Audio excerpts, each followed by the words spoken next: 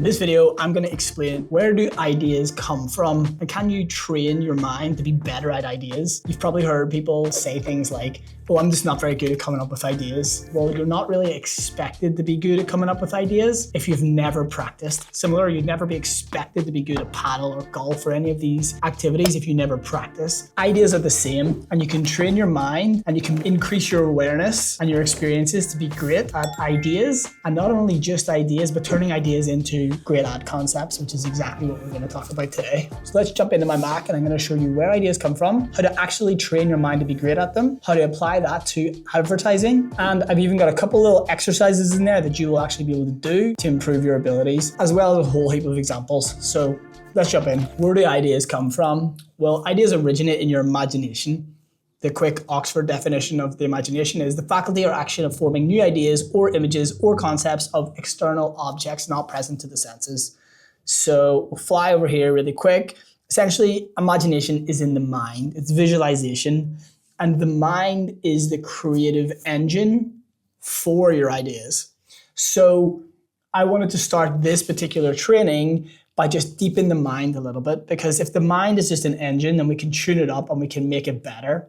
So there's two types of imagination, and this is according to Napoleon Hill. If you've ever read the book Think and Grow Rich, it's an unbelievable book. So I've pulled a few things from that book.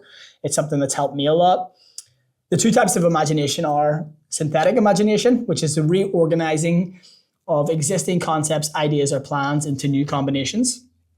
And there's the creative imagination, which is the receiving set for hunches, inspirations, and new ideas from the infinite intelligence. So, gonna get a little bit woo-woo, a little bit spiritual on you, but the infinite intelligence is essentially the universal mind. So it depends what your spiritual religious beliefs are. Like, where does something originate from? Something originates from somewhere, that's obvious.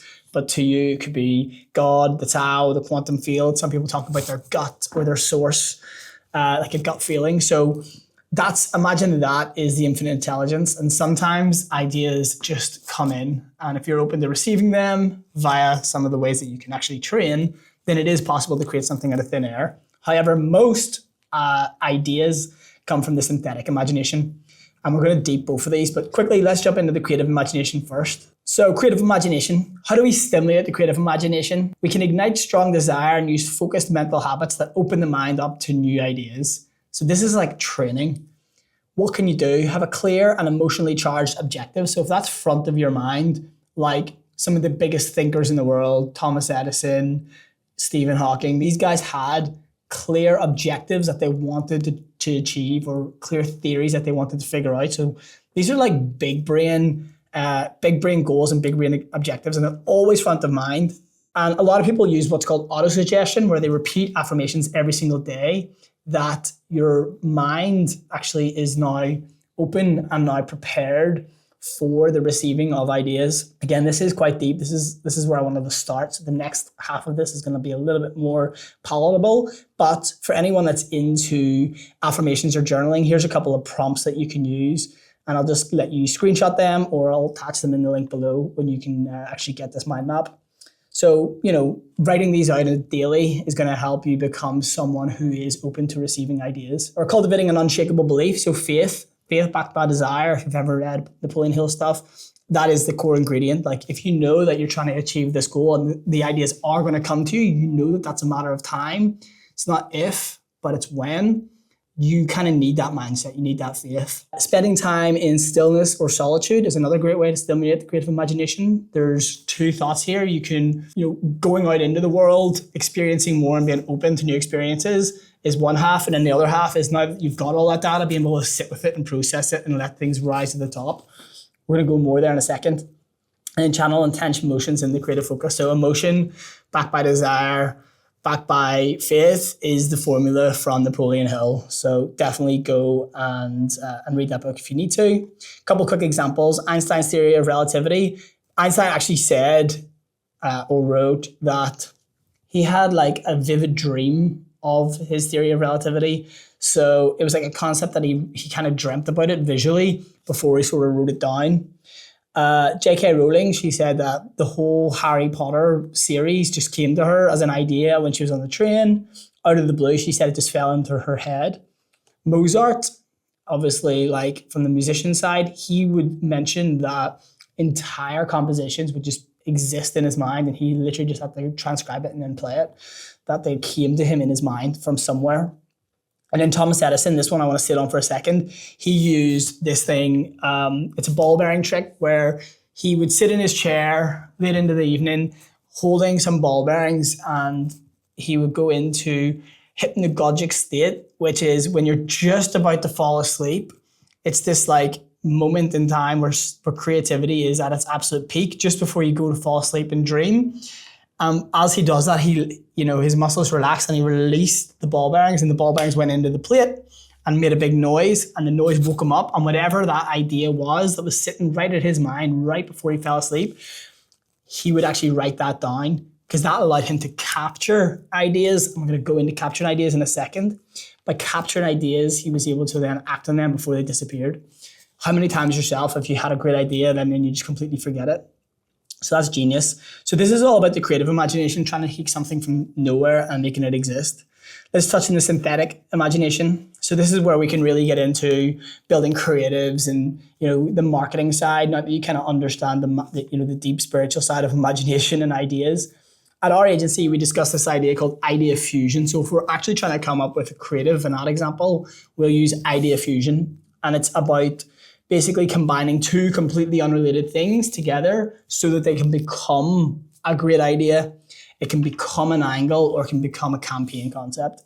For ad creatives, we usually combine like the product, the angle, and something completely random that we discovered that could be a good fit. And when merged, it becomes a great new idea. So just like everything else, idea fusion can be trained and you can get really good at it. So there's a couple of steps here. You must have a deep understanding of your product. If you're going to try and do idea fusion to come up with an angle for your ads, you obviously have to really understand your avatar, what makes them tick. You need to be able to increase your exposure to new ideas and new viewpoints. So again, we're going to go there in a second about different ways to increase your exposure. And then you need to be actually practicing idea fusion. So there is a little exercise here, which I'll show you in a second. And then pattern identification. So being able to identify something and then draw that out into many different niches is a skill set that you can develop really, really quickly. So my example here, I was explaining to the team the other day, I had an idea. One of our guys loves to fish. I had an idea for an AI app where the AI basically logs your location, knows exactly where you are, your climates, the season, everything, and therefore can tell you what the best sort of fish that are breeding right now are, where they might be, what bait to use. Then whenever you catch that fish, you can take a photo of that. It'll identify it for you, and it'll actually just upload it to another stream, like a social feed of other people who are in the area catching similar things. And I took that idea and I said, okay, well now let's do it as a chef assistant. So exactly the same thing. Here's my ingredients. Here's what I have in my fridge. It creates recipes for you. It tells you the macros, and then it uploads that to another feed with other people who have the same sort of ingredients and see what people are making with the same thing. And same thing with gardening, and same thing with anything else. So that's pattern identification. The app is the exact same. It's just one is for fishing, one is for cooking, one is for gardening, and so on. Another great resource is the book Steal Like an Artist. This is a really interesting book because most people are just like, oh, that's a negative, you can't steal. But it's the whole format. Austin discusses how no ideas are actually original. Everything comes from somewhere, and it's a little blend, or what we call lifelike media and idea fusion. A couple more examples. Liquid Death, such a great brand. It's just water with energy drink branding and like punk culture or like beer culture. Dyson is a vacuum cleaner, but just done exceptionally well with design and engineering. And the common patterns that people lean on for idea fusion is an old category and a new story. So Liquid Death is just water. Who's going to try and upset the water market? Nobody, but they did because they combined like rebellion and culture.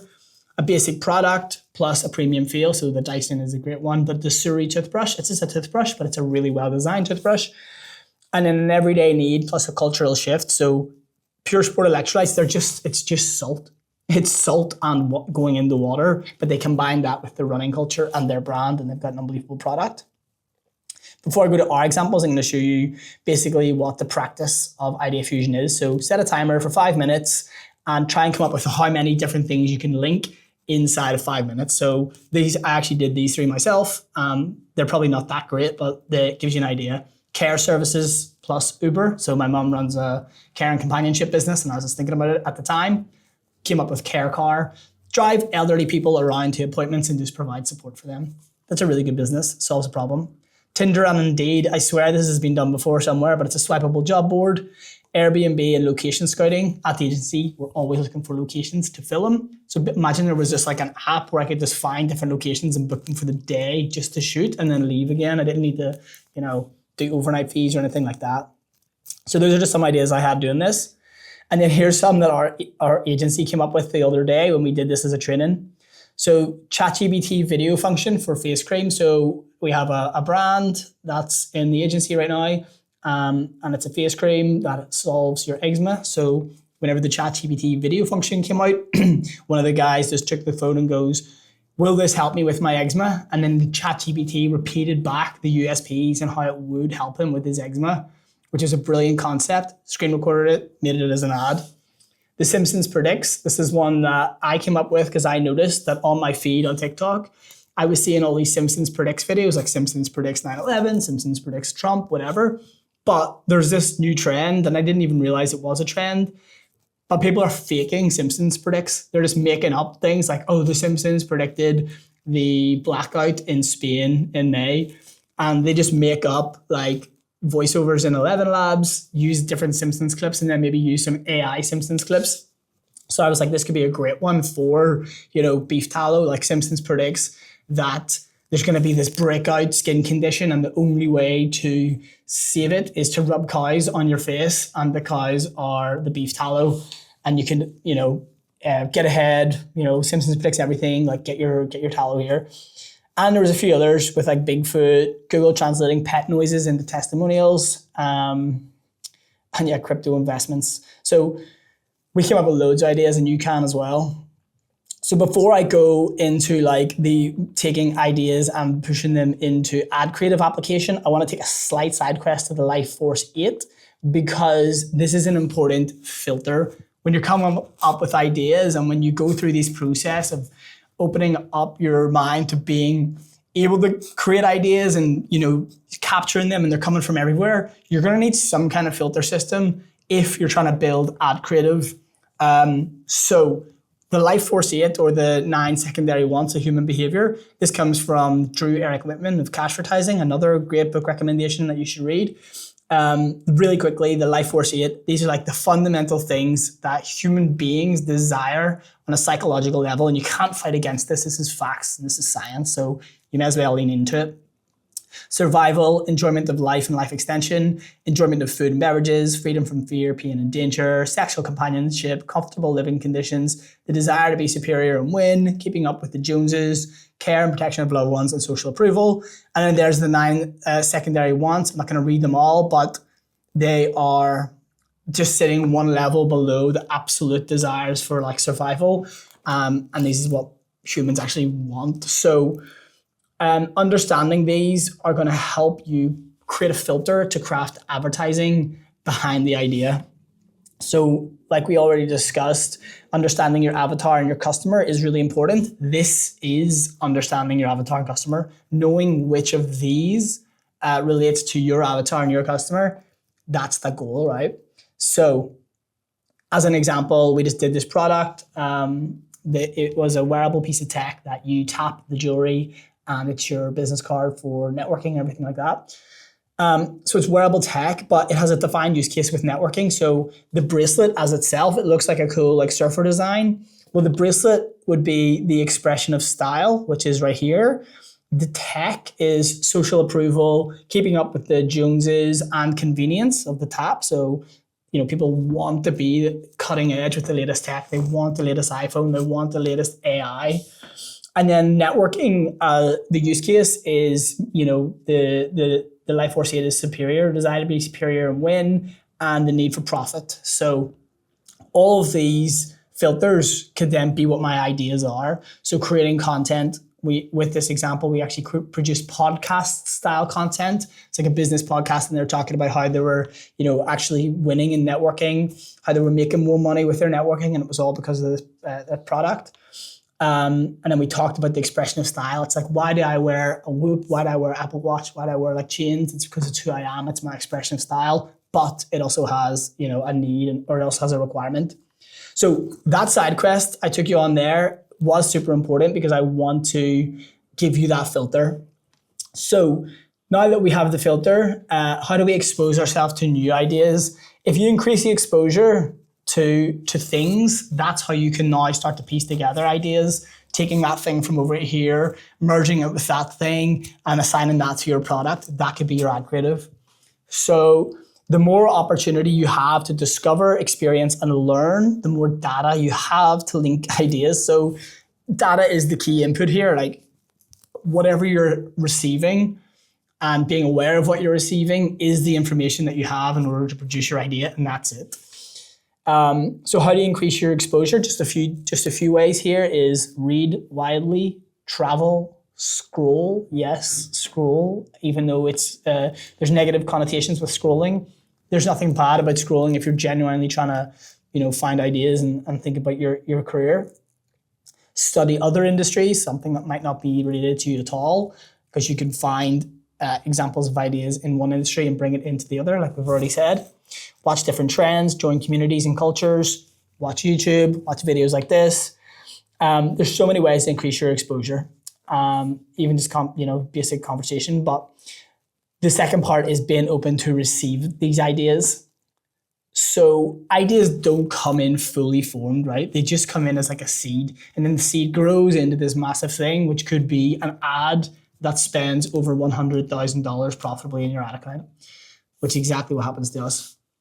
So being able to open to receive them. If you were to sit down in our boardroom here with our team and we're like, right, each of you right now, give me 10 ad ideas, that's going to be pretty difficult because they're not like framed, they're not primed, they're not ready to just give me ideas. Ideas don't come out fully formed, like I said, but they don't come when you just really expect them. Like, it's hard to produce an idea on demand. Like I do it now, and a few of our guys can do it because we live inside these frameworks of idea fusion and understanding our customer. We can produce ideas on demand, but some of the best ones are going to come when you're perhaps in the sauna, just chilling. Maybe you're training in the gym, you're going for a run, walking your dog, you're having a lunch, you're just having a conversation with someone, or you're listening to music. That's when these things will come in. That's when the penny might drop. And whenever that happens for you, the next most important thing is capturing those. So once you have that aha moment or the unformed initial idea, you need to capture it. So you want to write that down in your iPhone notes, Notion doc. We keep a massive Notion doc in our agency of not only ideas, but angles and different ways that we can mash these together. Text your mastermind group. Maybe you have a group of friends that are all building in the same industry. Text them your ideas. Write it in an actual notebook or notebook. Plod is an AI thing that can just like go around your neck or stick to your phone. So whenever you're having conversations, it captures it all. Or Sonothoughts. This is an idea I had. It's an app on your watch. And whenever an idea just pops into your head, you just go Sonothoughts and then you just say what it is and it stores it inside of an app for you. It doesn't exist, but someone should make it. That's how to capture the ideas, which is really important because once you capture them, you can, and you are looking for an idea on demand, you can just go through your deck and find that like a swipe file. Now, how do you take these ideas and apply it to ad creative, which is obviously like the most important thing at the end of the day? We've just discovered where ideas come from, how it all exists, how to stimulate them, how to practice, how to get better, the different frameworks you can utilize for idea fusion, pattern matching, everything. But then how do you turn that into an ad? Well, you've had the initial idea, you did your idea fusion, you've passed it through the Life Force 8 filter. Now what? So practically script it out, write it into a Google Doc, Notion doc, create it, physically make it. Like this video right now was an idea before I went to sleep. I was like, I did a training with my team. It was so great. I'm just going to make a more detailed video of it for you guys. Create 3 versions of it. If it's an ad, the first one that comes out might not be the most perfect one. So make 3 different versions. Each version, give it a different hook. That's a test. You're going to give it a chance in the ad account. Put it live in an ad set. Put all those videos live in an ad set, 3x3, 9. read the data back. So let's start to understand whether it's going to be powerful or not. And then decide after, was it good? Did it get spent? Did it make sales? And if that, then what? So if X, then Y, what could you do next? So all of that, I mean, this was an ideas video. All of that is what we actually deep dive for you if we're working for you as an agency. So we come up with your ideas every single month. We present them to you. You tick off the ones you love. We script them. We make variations. We make ad variations, hook variations. We get those live into your ad account. We read the data. We see which ones performed and we make more variations. That's our actual creative service. But if you're not in a position where you need a creative service right now, or you're maybe just getting started, we actually have a small community called Creatives for Brands. In there, you see basically a whole bunch of videos like this where we're breaking down things, educating you on how you can build ad creatives from maybe just using your iPhone or just sending your product to someone. We break down the whole entire process so that you can make more ads more cost efficiently, so that your cost per asset and your overall operational costs are lower, and you have more output, more chances to find winners, and then what to do then, how do you scale that up? So that's our whole service there at Creatives for Brands. So, I hope you find this valuable. This is the video complete for ideas. Go back through it. It's pretty awesome. There's a couple of different exercises there that you should do. And then depending on what you want to do or what you're doing with your brand or agency right now, reach out to me and I might be able to help you in some other ways. Cheers.